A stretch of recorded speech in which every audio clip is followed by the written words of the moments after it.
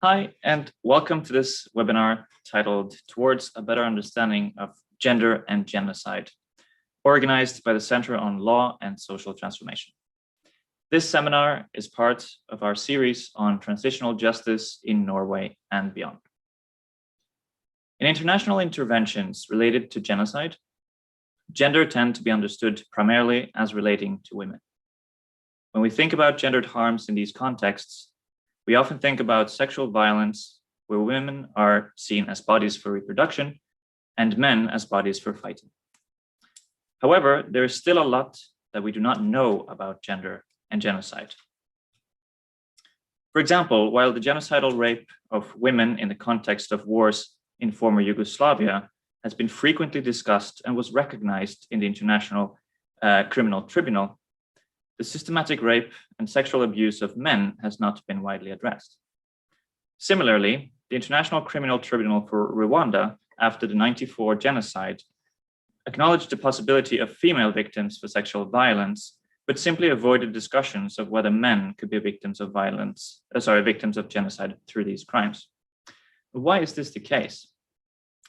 In order to improve our understandings of genocide and create better interventions to prevent them, we need a more complete picture of how gender intersects with genocide. What are gendered crimes under genocide? How is genocide codified in international law? And to what extent do these codifications include provisions of gendered violence? Who are the victims and who are the perpetrators of sexual violence during genocidal campaigns? And how do men and women experience gendered violence and harms differently in genocide? Hopefully, this session will give some answers to these questions. My name is Espen Stokke, and I'm a PhD candidate at the University of Bergen, and I'm also the co-coordinator of this seminar series on transitional justice in Norway and beyond. In my own research, I explore how diasporas mobilize for transitional justice during conflict. Often, these activists explicitly adopt the language of genocide and draw attention to sexual-based violence in their homeland. So for me personally, this discussion is of particular interest.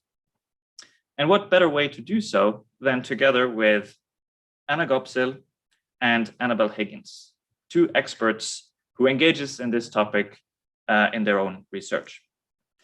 Anna Gopsill, who is with me here in person, is a PhD candidate in human rights at the Institute of Commonwealth Studies, School of Advanced Study, University of London.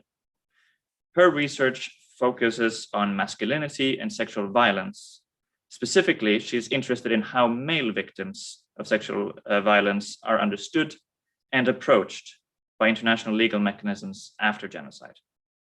Additionally, Anna is an affiliate at CMI and the Center on Law and Social Transformation, and also my co-coordinator of this seminar series.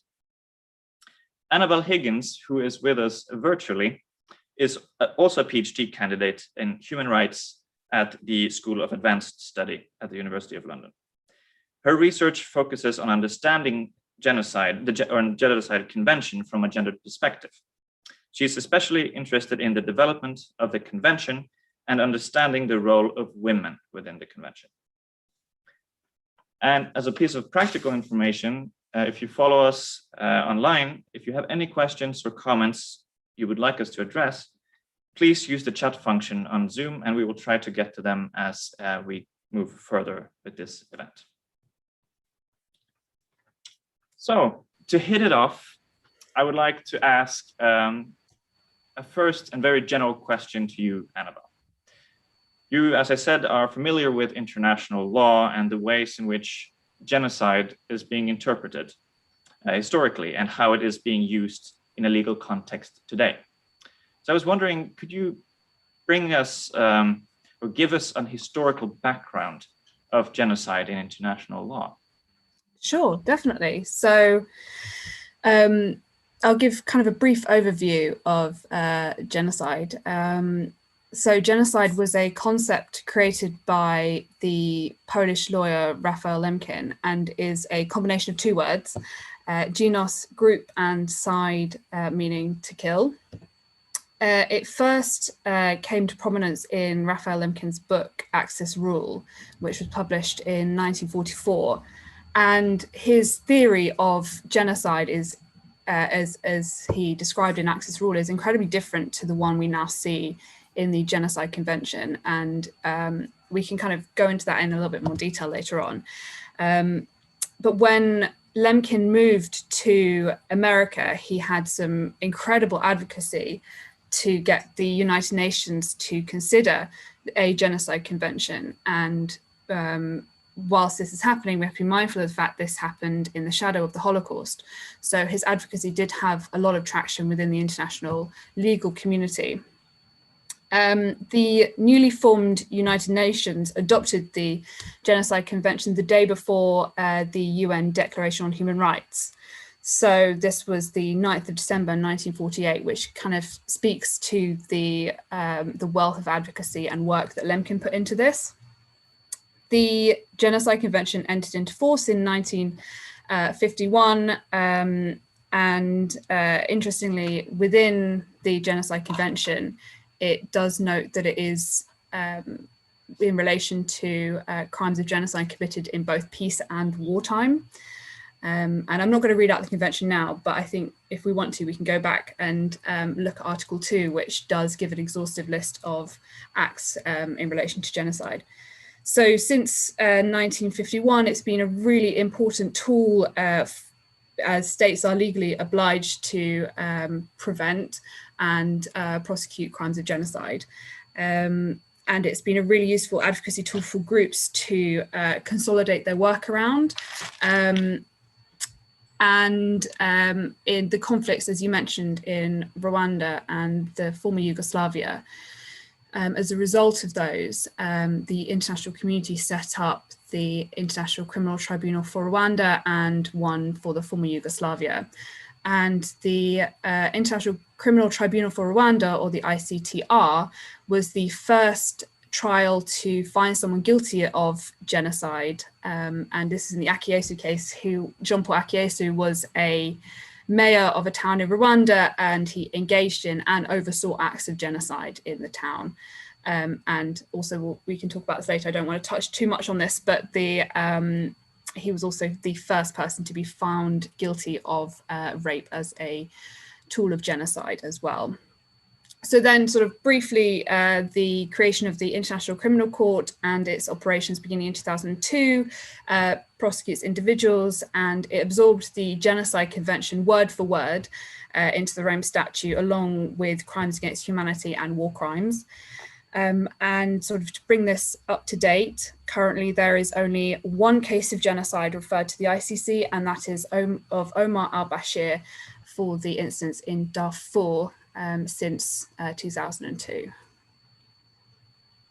Thank you very much for that brief historical background.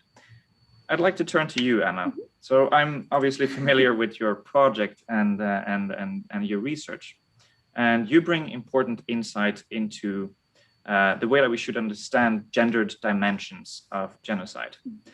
When I personally hear genocide, I instantly make associations to the intentional destruction of a whole group of people and related to violence and mass killings. But what exactly are the gendered aspects of genocide? What gendered crimes fall under genocide conceptually? I think that's a really interesting question and a very important question as well. And I think it's something, well, the whole purpose of this event is to discuss that very point. So you're completely right. I think that when you think of genocide, most people tend to think of mass killing, mass graves, and sort of this heavy violence that's perpetrated throughout. But that's not all that genocide is. So I think framing it in those terms, you manage, or you somehow eradicate other forms of victimhood within this. So for example, as Annabel just mentioned, crimes of sexual violence can constitute an act of genocide. And that is obviously another very violent form of genocide. There are also acts such as removal of children, which can be heavily gendered as well. And there's one interesting, I'm just going to read it out. There's one interesting part in the convention that says deliberately inflicting on the group conditions of life calculated to bring about its physical destruction in whole or in part. Now, this is very vague and we don't really understand what this means. But if you look at this through a gendered lens, this could mean things like stopping people from being able to meet, from being able to have children together, from separating men from women, and can also then lead to imposing measures intended to prevent births within the group, which is something else that's very strict in the Genocide Convention. Now, this can be things such as forcing the use of IUDs in women, in forcing birth control, in forced sterilization. And you see this a lot with some Indigenous communities where forced sterilization has been a huge issue for a number of years, but we're only just beginning to be able to talk about it. So I think it's not necessarily that it's this personalized violence against an individual, but more of a systemic violence that's throughout the society that can then disrupt gendered norms, and also create these conditions that are impossible for a group to live, to reproduce, and to survive and thrive. So if we then think, like, what exactly is the problem with the current convention in a gendered perspective? And what is missing, and how could this potentially be improved to more accurately reflect some of those crimes that you specify? And perhaps, Annabel, would you give your thoughts on that?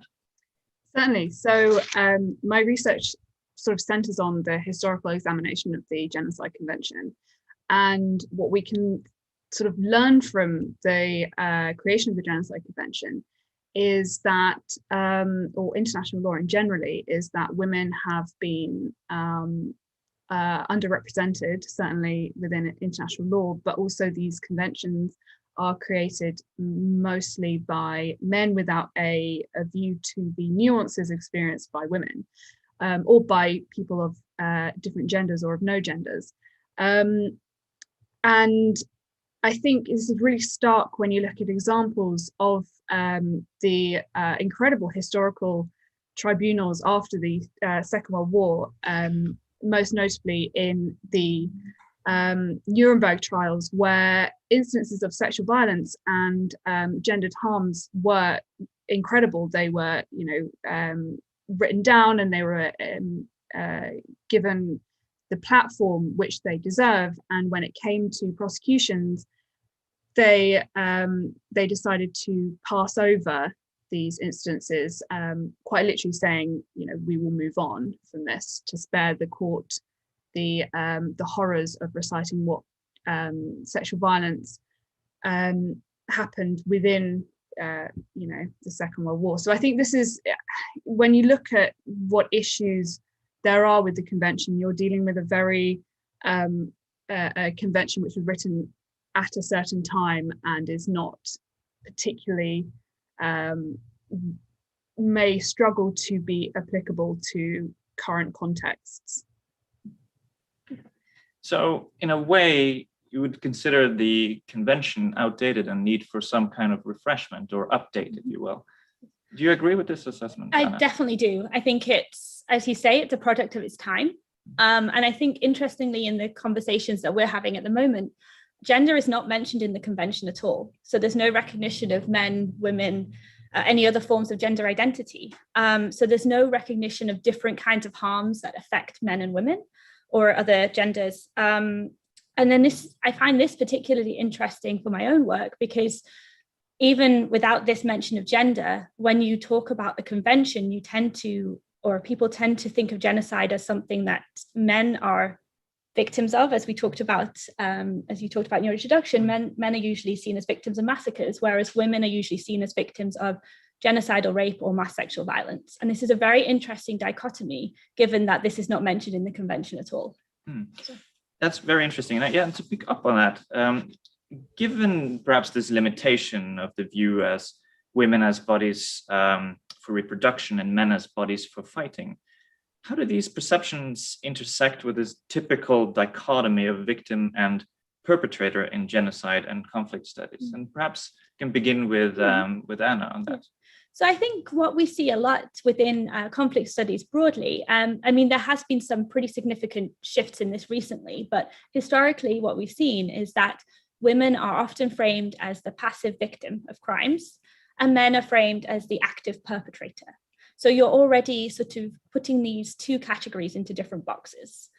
There's been some very interesting research going on about female perpetrators, which is very relevant, but has not been that addressed. And there are very few women have been found guilty of crimes of genocide, or any sort of war crimes, actually. So I think, yeah, and then also by pigeonholing men into this active aggressor, then you're negating the vulnerability and the victimhood of a man as well. So you have this very strict, like I said, dichotomy of victimhood and active perpetration, which I think is very problematic in these studies. Annabel, how does your research relate to this question? So a lot of my research originally stemmed from the legal feminist historians' research in the 1990s, which really came out of the Rwanda and Yugoslavia conflicts, where there was a lot of sexual violence perpetrated. And sort of to take on the point that Anna just raised of this idea of women being seen as passive, the legal feminist historians really were able to draw out this notion within international law that women's only is sort of the patriarchal norm that women are, that the only value they can give to society is the role which they're currently given, which is motherhood and child rearing. And they identified the fact that this the motherhood and child rearing were the kind of core values to which society gave women, and as a result those are the only sort of values upon which the Genocide Convention placed a crime against a woman.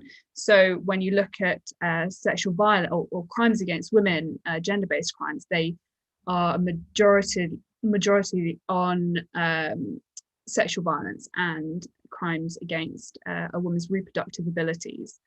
And then, there's an argument to be said that there needs to be a move away from this and an understanding of a more holistic understanding of women and women's contribution to society, and particularly in relation to sort of bringing back in Lemkin's understanding of genocide, is this idea of a cultural reproduction of a group. It goes beyond what we understand in the Genocide Convention and really focus on culture. So how do women contribute to the creation of the reproduction of a culture rather than purely physical reproduction? And so obviously there are a lot of different implications and effects and harmful effects of genocide. And we often talk about, you mentioned now, Annabel, some cultural aspects of that, but often we talk about physical harm specifically. But often these incidents also have long-term psychological effects, and humiliation and indignity are often cited as such effects. To what extent do historical accounts of genocide discuss these dimensions, and how do they have a gender dimension, Anna? Yeah. I think, again, that's a very interesting question. And I think historically we haven't really delved into the long-term effects of genocide. I think now with following the genocides in the 90s in Bosnia and Rwanda, we're beginning to have these conversations about the long-term implications for society. But really, it's not something that has been very widely discussed, especially related to gender and gendered aspects of genocide. So we do see some processes where female victims of sexual violence specifically are given support and reconciliation, but there's not so much academic discussion about what happens in the sort of 50 years after, the 100 years after, how this has a long-term effect. And I think part of this is because we've only fairly recently got to the point where we want to discuss these issues generally. Like, I mean, if you look back to colonial heritage, there was a lot of horrendous atrocities happened that was sort of just brushed under the carpet. We don't want to talk about that. So now we're having these discussions slowly, but it's a very slow process and something that is starting to be unraveled and unpacked a little bit, I think. And just to change gear a little bit, I would like to ask a question to you, Annabel. So obviously, there's a lot of civil society activism and non-state actors who engage in advocacy in various ways to move the agenda on genocide forward, including more attention, for example, to gender dimensions of it. What role do you see these kinds of actors play in, on the one hand, reproducing this kind of notion of women as bodies for reproduction and men as bodies for fighting, or breaking it? Do you see what is your view on that? So that's a really interesting question, and I think there's a lot of research that still needs to be done on this. I think there are two really interesting points from this. The first is sort of understanding, using civil society within a context to truly understand the harms which are experienced by the individuals. So I think this speaks to a decolonization of international criminal law quite a lot, is in what constitutes the harm within our context will not necessarily constitute a harm within the context of which we're researching. So I think that in the first instance is a really important point to understand, and really take a lead from civil society groups within the context, I think is quite important.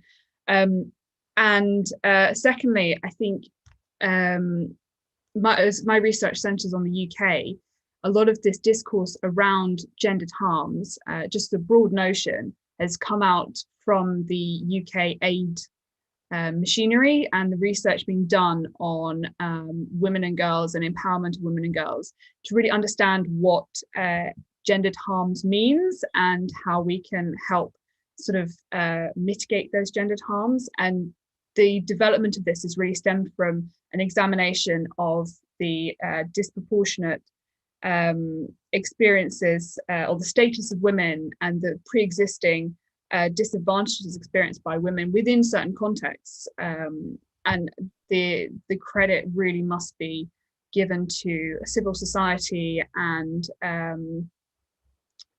just the research being done on understanding the holistic woman and holistic genders as well, and the multiple harms which can be experienced by them.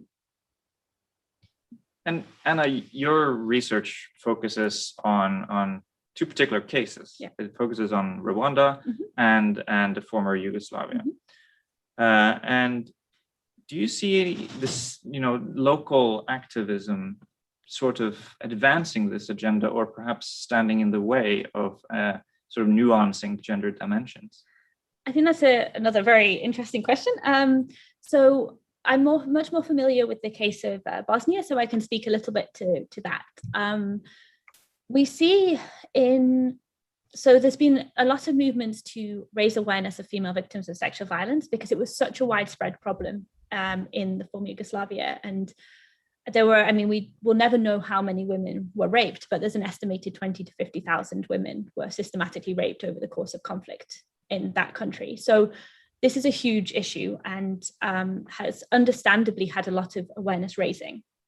Another type of awareness raising that we've seen in Bosnia specifically is mothers raising awareness. So there was specifically surrounding the atrocities at Srebrenica, so the Srebrenica massacre and genocide, where 8,000 Muslim men and boys were killed over an 11-day period. And many of them disappeared, so they're still finding bodies, they're still trying to uncover what happened and how it happened. So what we've seen there is that these mothers who have had their husbands and sons sort of ripped away from the family are mobilizing in order to raise awareness, and they've taken cases to the international courts, they've taken cases to The Hague, which is a really interesting way of owning your gender, but also kind of raising awareness of gendered atrocities in this sense. That's very interesting. Now, this is a is a broad question about transitional justice and genocide that I guess goes out to the both of you. So just as a brief reminder, transitional justice processes, broadly defined, generally aims to rebuild and reconcile society, bring perpetrators to account, and provide some sense of justice for victims and survivors. And these processes are often adopted, for example, in post-genocide contexts, or in areas where you've had some form of regime change from an authoritarian regime to something else. And to what extent do transitional justice processes after genocide, specifically in cases that you are familiar with, address gendered and sexual-based violence? So perhaps we can begin with Annabel. Sure. So I think one of the most important things that's come out in my research to answer that question is more sort of from a theory point of view, is when you speak to transitional justice, without an understanding, again, of the harms caused and the nuances of those harms caused, how can there be any justice, essentially? And how can there be any reconciliation if the harms which you've experienced aren't recognized? And I think what's particularly interesting, and this is not a case study which I'm hugely familiar with, but the case study of Canada and the missing and murdered Indigenous women, which has really gained traction in the last few years, but previously it has been ignored. And I think if it takes a multitude of women to experience violence and to be disappeared, essentially, for a gendered harm or a gendered aspect to this genocide to be fully understood, what are the underlying harms which are being experienced by women? If it takes women to be disappeared for even this to be understood, what else are we ignoring? And what experiences are women and men? What's being ignored? I think is incredibly important. And Anna, your familiarity with these two cases that we mentioned. I mean, Rwanda is considered, perhaps one of the most famous genocides, and we also have, the former Yugoslavia, but there's also only, if I'm not mistaken, one specific incident, the one you referred to, that is considered an actual genocide. And how do you, in both cases, there's been transitional justice processes in some form and some ways. Do you have the sense that these neglected harms and the neglected gendered dimensions have been an impediment to, for example, reconciliation? So I'd like to first take a little step back to what Annabel was talking about in her introduction. So historically at war crimes tribunals, gender was just ignored. So like, as Annabel mentioned, at Nuremberg, it was just like, oh, this is just another problem. We'll just put it to the side and we'll focus on mass graves and deaths. And the same thing happened at the Tokyo Tribunal as well. So there was a case which is called the rape of Nanking in China. And thousands of women were raped, but this was just not discussed. This is widely known as one of the biggest atrocities that was perpetrated by the Japanese during World War II. But the mass rape of women was not discussed at the Tokyo Tribunal and only recently has had a lot of attention, actually. And it's still quite hard to find scholarly literature addressing it. So I think based on this, what we see at the Criminal Tribunal of Yugoslavia and Rwanda is a massive step forward. So we saw at the Yugoslavia Tribunal specifically, there was a group sent out in 1993 to investigate, and it was a group that was set up by the UN as a commission of experts to go to Bosnia and to investigate whether an international tribunal should be established, basically. And they did a lot of interviews and they uncovered a lot of cases of rape and sexual violence.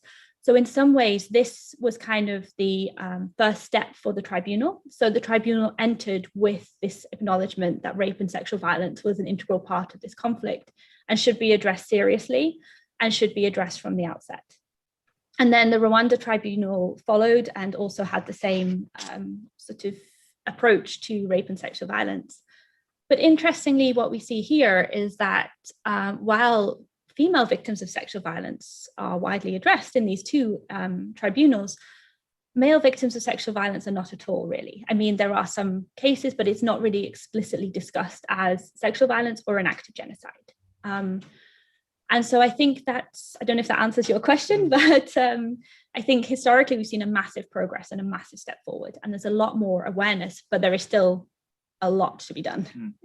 I think that's definitely an answer to the question, but just picking up on this notion of rape as an oft-cited or an oft-used tool of genocide and perhaps war more broadly, how are these specific acts considered under genocide, and to what extent do rape impact men and women differently under genocidal campaigns? So I'm just going to turn back to my own case study again, but in the Bosnian case, rape was seen as an act of genocide because women were trapped, were imprisoned, and were raped until they became pregnant with the babies of the opposite group or the different group. So this is a very clear distinction of a genocidal act. You are preventing births within the group, and you are also inflicting harm on the group. And in some ways, you're trying to stop the women from having children that belong to their own ethnic, religious group. When it comes to men, the line is a lot more blurry. So more recently, there has been discussion about how sexual violence of men can constitute an act of genocide. And this usually refers to more the physical, the psychological destruction of the group, but also physical harm related to prevention of births, such as through castration and genital mutilation.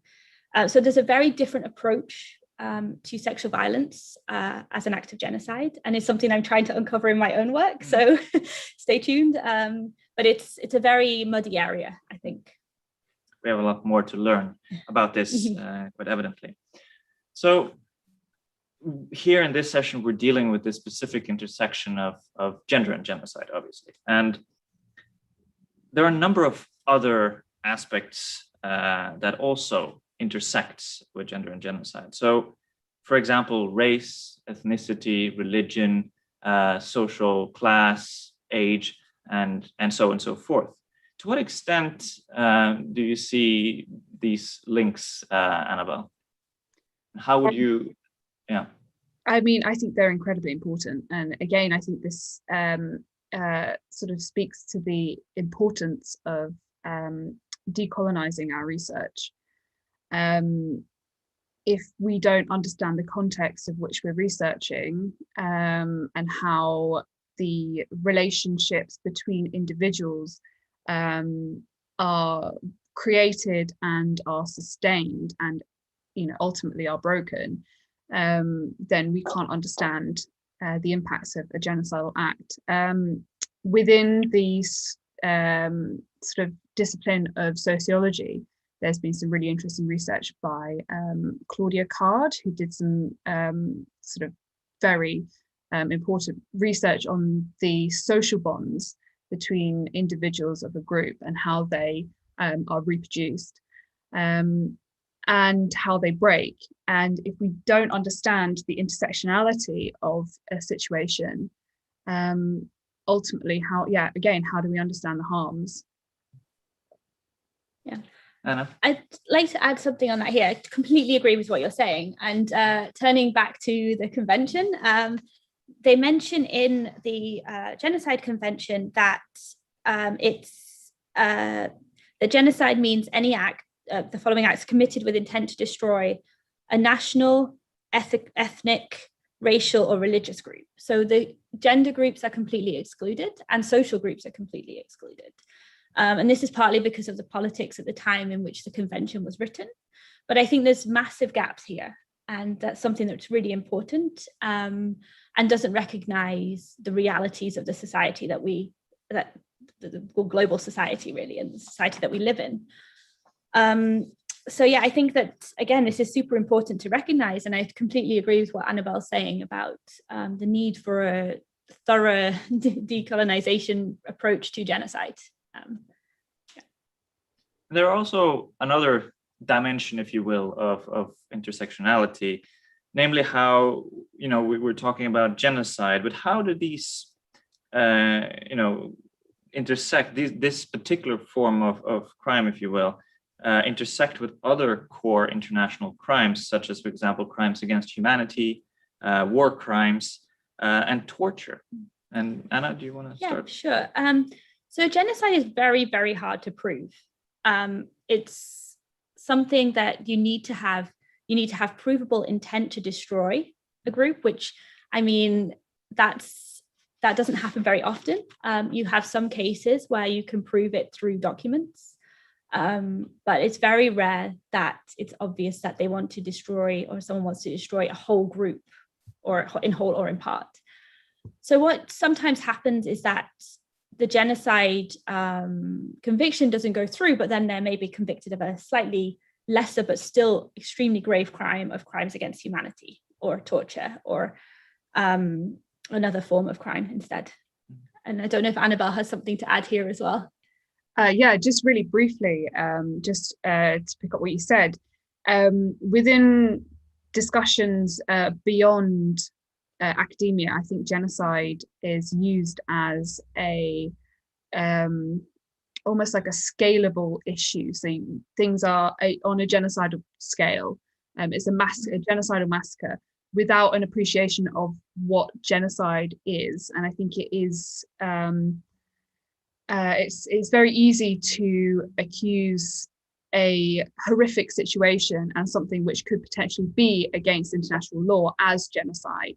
And it's sort of seen as the crime of crimes. So to call something genocide is seen as like the worst of the worst. And I think that can sometimes be to a detriment of understanding what crimes against humanity and war crimes are, and whether that's more applicable to the situation and the context as opposed to genocide. But yes, I mean, I agree with Anna completely. The intent to prove is a real sticking point, and was actually interesting from a historical point of view as well.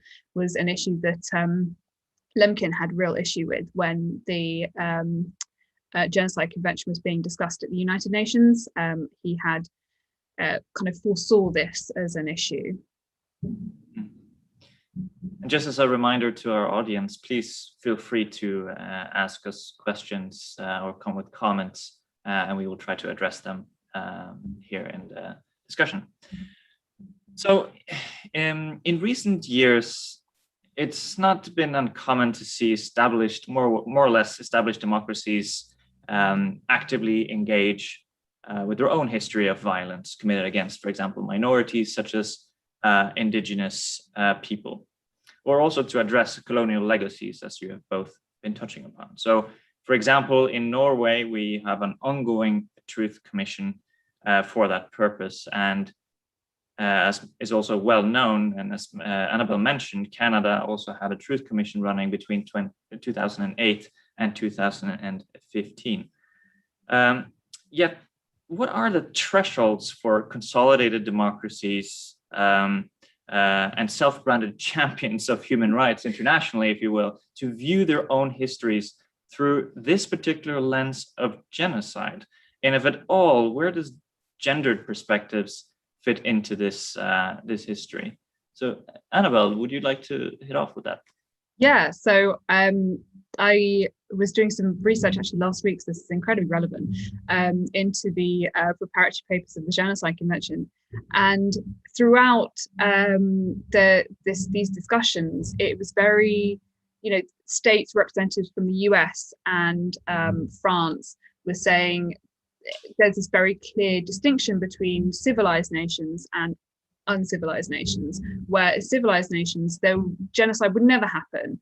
and you have the representative for the US and Canada sort of proclaiming that this would never happen in the US. And I think you can see a lot of that kind of reflected in current discussions on genocide as well. This idea that it's not going to happen within nations which purport to uphold international criminal law, but it happens somewhere else. And I think, you know, that has historical grounds for sure. Anna, do genocide only happen in, let's say, other countries? Definitely not. I think it's something that has the, it could happen anywhere. I think if you have a number of different factors, then genocide can happen. And I think what some so-called civilized societies are not very good at doing is recognizing their own atrocities that have happened, such as, for example, in Norway with the Sami Truth Commission. I mean, that's a great step to try to recognize what has happened here. But I think regarding gender, again, it's not really something that's explicitly mentioned in a lot of these processes. So as Annabel discussed earlier, there's a lot of missing Indigenous women, for example, that are kind of almost ignored in a lot of these processes. And then to turn again to the case of Japan, we had the Tokyo Tribunal happened, and then a number of years later, there was some sort of reckoning with the past, but only very, very recently has the concept of the comfort woman been addressed, which was, it's a terrible name, but it was the women who were primarily Korean women who were imprisoned in Japan and used as sexual slaves during World War II, but they were not recognized, there were no reparations. So even though Japan was having this, confronting its past, it took a number of years afterwards before that particular atrocity was mentioned and recognized. And I think that's a really interesting thing to look at, because it is so heavily gendered, but had not really been discussed before.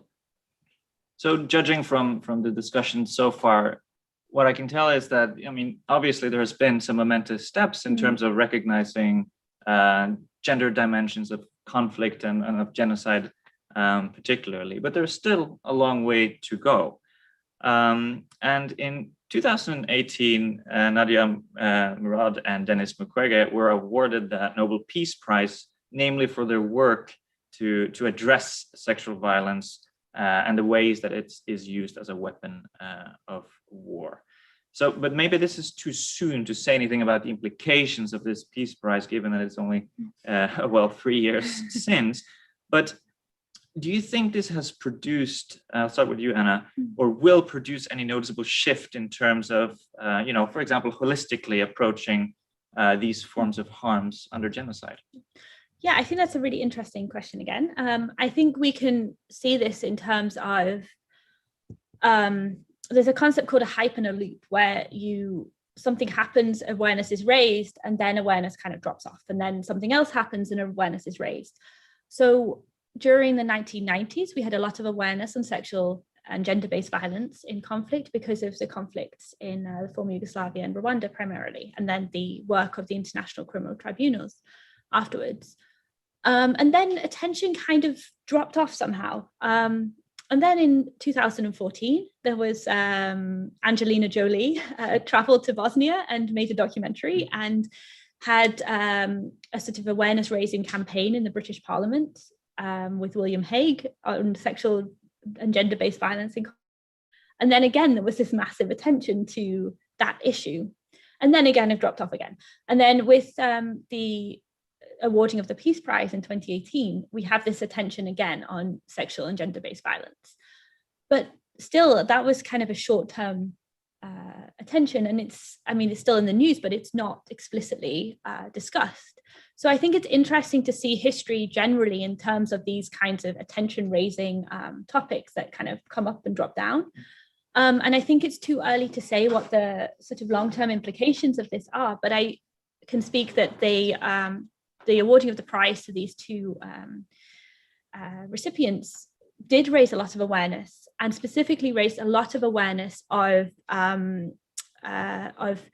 sexual and gender-based violence in the two contexts in which they were working as well, which I think is super important. And do you agree with this metaphor of, let's say, a wave or a cycle, Annabel? And where are we in 2021 in terms of are we on a wave? Are we down, waiting for a new wave? I mean, yeah, I completely agree. And I was actually going to mention that Angelina Jolie and William Hague conference as well, because, and again, sort of to reiterate, my research is mostly within the UK. As a direct result of that, there's been quite a strong UK policy called PSVI, which is Prevention of Sexual Violence Initiative. And we can see that as sort of a direct policy as a result of this awareness raising. But ultimately, what's happened within the UK Parliament is that it's been used as a tool and almost like a shield to prevent any adequate criticism of inaction by the UK government. So, for example, when we saw the situation in Myanmar and the persecution of the Rohingya really reach a critical point, and we were seeing incredible levels of sexual violence and undisputed sexual violence against the Rohingya women, the sort of response by the UK government was, we have this PSVI in place, and what we're going to do is we're going to we acknowledge it's happening, and our response will be, we're going to be recording the cases, rather than sort of missing out this prevention part of the Genocide Convention and any sort of action to prevent this sexual violence. This PSVI initiative has then sort of taken on a form of work when it eventually becomes an international legal issue, when it becomes, a case for the ICC to examine, we will have the evidence to support it. And I think that's sort of where certainly the UK sits at the moment, which is incredibly problematic when it comes to preventing genocide and sexual violence within conflict. More broadly, it's a very passive stance, and I think that's probably one of the sort of dips in the wave of advocacy that we're experiencing at the moment, and it's we need a little bit more preventative measures, I think. Mm-hmm. Very interesting. We also have some questions from the audience here. Are there any particularities of the gender dimensions of genocide versus other vulnerable groups' dimensions of genocide? So, for example, children, elderly, LGBT, and so forth. And Anna, would you? Yeah, I'll try to answer this. I think that the issue with the convention as it stands is, as I previously mentioned, they don't discuss any specific groups. So this is kind of, we don't have children are not mentioned, elderly are not mentioned, LGBT are not mentioned, women, men, like any form of gender identity. So this is a bit of a challenge in the agenda. What we have seen in some cases is that, for example, people seem to think that battle-aged men, so I'm guessing like 16 to 60, are most vulnerable to massacre. So then the elderly men and the children are not so vulnerable.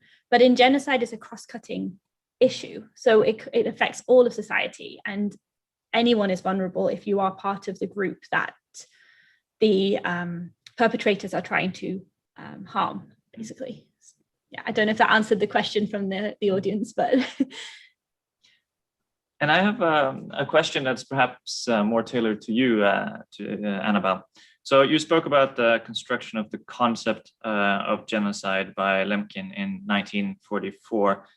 How was what we know as genocide today conceptualized before 1944? Oh, that's a very interesting question. So a majority of what Lemkin's work was, and his sort of researchers, was to look at historical cases of genocide and how applicable his new term of destruction of a group is to those contexts. And I think ultimately one of his sort of strongest advocacy line was, this is not a new crime. This is a crime that has happened throughout the history of humankind, but now we have a word for it. So I think it became what we now know as genocide in 1944, or sort of previously throughout Lemkin's work, but that is by no means a new crime. I'd just like to add to that as well. I think that's exactly right. But you have this, occasionally you see this case of denial where a genocide has happened prior to 1944, but then a government will say, well, it's not genocide because genocide didn't exist. So you see this with the Armenian genocide specifically, where the Turkish government kind of denied that it had ever committed genocide because the term was not there. So I think there's an interesting dimension here as well with when the term sort of arose. So obviously you're both doing really exciting research on this topic, but it's definitely a difficult topic to research. I mean, as many other topics, but this in particular.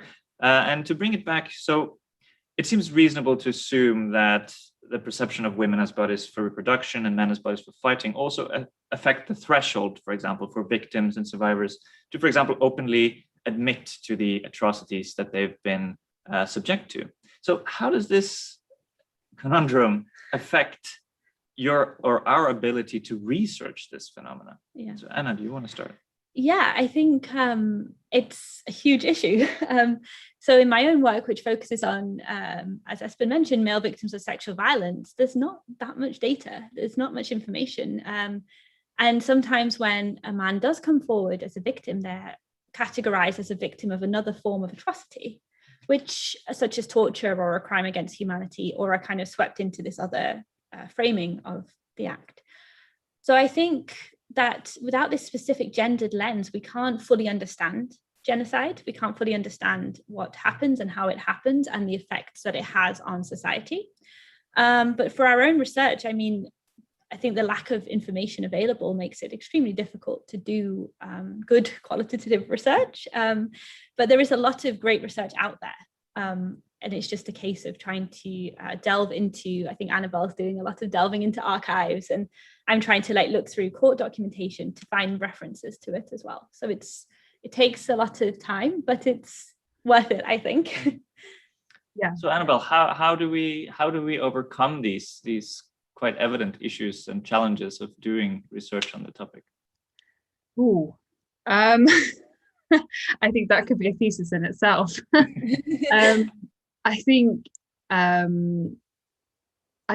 primarily it's I think fundamentally it's a move away from what we've embedded, certainly within genocide scholarship, as the way we conduct research, who we deem as important enough to research. I know that within, just reading some of the archives and some of the incredible contribution that women have made to the creation of the Genocide Convention, and the incredible work that's been put in by women's organizations, international women's organizations, to get this convention realized, and it's sort of reduced to a couple of lines in a biography somewhere. And just kind of really fundamentally rejigging our perspective of what constitutes value when it comes to researching genocide, I think is incredibly important. But again, that's not going to happen overnight. And I think it's really difficult. And I think it's a real challenge. It's definitely a long-term struggle. But if we think a little bit about, so in this context of research, and what are sort of the future avenues of research on gender and genocide, as you see it, Anna? Yeah, I think primarily in this event, we've spoken about men and women, but I think there is very, very little research on other forms of gender identity and genocide and how they intersect and relate to each other. So I think this is an area that's ripe for future research and is much needed as well. We need to understand how non-binary or trans people, like how they are affected by genocide. And this is just something that's not really discussed in international law at all. I mean, even the Rome Statute, which sets out the statute for the International Criminal Court, mentions men and women, and that's it. And they say there's no other room for other forms of gender identity, which is a huge issue. So I think for me, that's one of the most interesting and important things that need to be researched going ahead. Annabel, do you have any other or further ideas for future research on the topic? Yeah, I mean, what Anna just mentioned, I think definitely, but also there's some really interesting research that's starting to be done to move away from this over-focus on sexual violence as the primary harm, and this sort of, yeah, again, an over-focus to a detriment of obviously other harms on purely penetrative forms of sexual violence. Mm-hmm. And I think that's an incredibly interesting and important emerging field. And sort of on top of that, a reconfiguration of what has become in genocide studies a sort of a hierarchy of harms. So with the sexual violence at the top, or massacre at the top, and it kind of the lesser harms sort of categorized underneath. And I think that is slowly changing, but this is a really important area of research. Yeah, just to add to what Annabel's saying there about the gendered harms, I think this is super important because, like you're saying, we focus so much on massacres and sexual violence that we forget sometimes that women and men and other forms of gender identities are also affected by forced displacement, by disappearances of family members. And then the big question of missing people is something that's not really discussed so much either. So I think there's a lot of work needs to be done. And hopefully we can contribute in some small way to it as well. So now we've discussed different aspects of gender and genocide. And I want to thank Anna Gopsill and Annabel Higgins for their contributions. And if you're curious about this topic going forward, make sure to follow them on their respective social media, as well as to see when their PhD theses are out. I also want to thank everyone who followed us and for your great questions and comments.